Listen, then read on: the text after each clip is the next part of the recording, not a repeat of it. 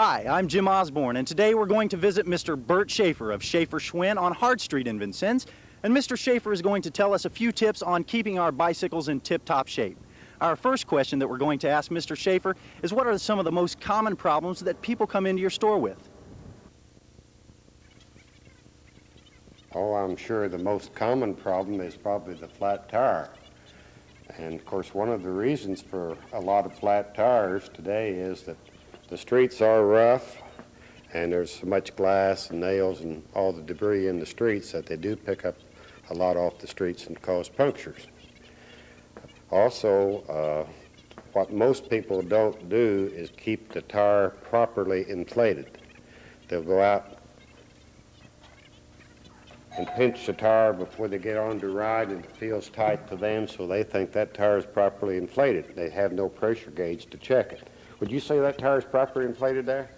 Feels like it's properly inflated. Let's just see how much it's got in it, all right? Okay. It should have 90 pounds of this tire. We have 40 pounds, so we don't even have half the pressure in this tire. So what this does when you're out riding the bike, it not only wears out the tire fast, but it breaks down the tire so it will not last near as long. What are some other common problems that people come in with? Cable adjustment is one of the most common, not only on the brakes, where the brakes get too loose, where they will not stop the wheel properly, but also on the gearing. If the cable stretches, which it would on any bicycle, it's a steel wire cable that does the shifting. When this stretches far enough, and we move the shift lever to the first notch, as we just did on this bike, it did not shift, as you can see, Jim. So how we correct that is, almost any bicycle would have what we call an adjusting barrel that we can turn counterclockwise.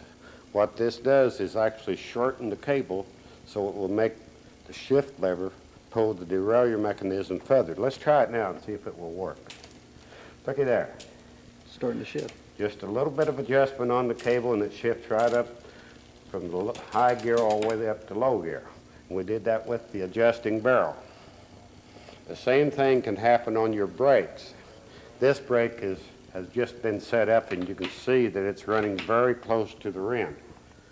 All brakes have an adjusting barrel. Again, we turn it counterclockwise to take the stretch back out of the cable.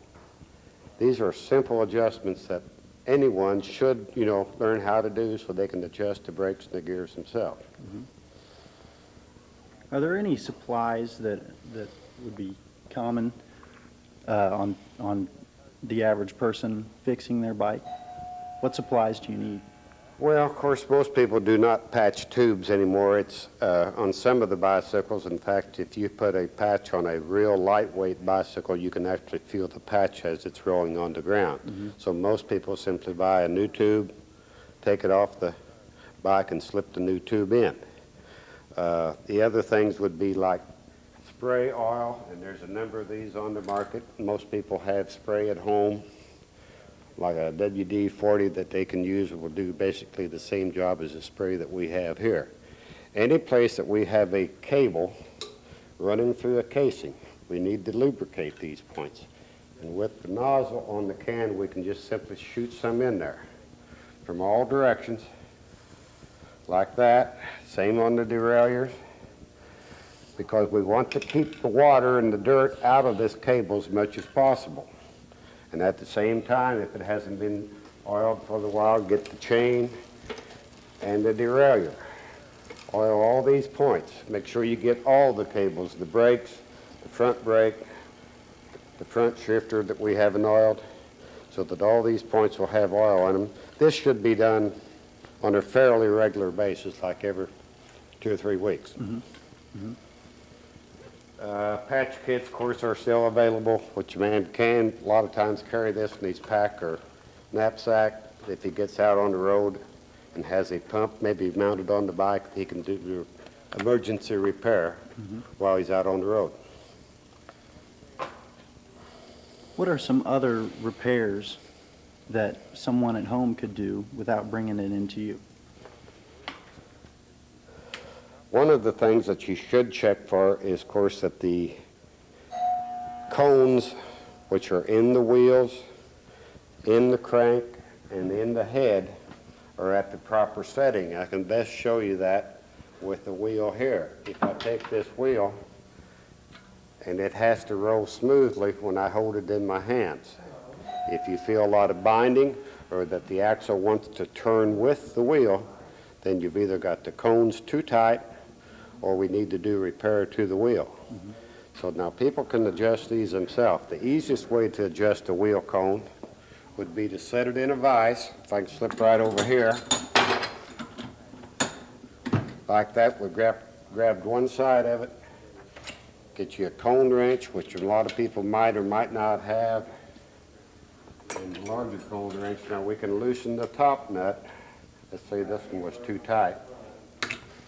And loosen the bottom one, and then retighten the top one. That sets it in that position.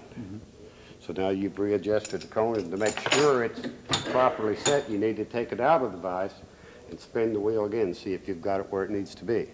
If you feel sideways play on the axle, it needs to be redone and tightened. Okay? I'd like to thank Mr. Bert Schaefer of Schaefer Schwinn on Hart Street in Vincennes. And if you have any more questions about bicycle maintenance, please stop by Schaefer Schwinn on Hart Street, and Mr. Schaefer will be overjoyed to assist you. Happy cycling, and for Sports Week, I'm Jim Osborne reporting.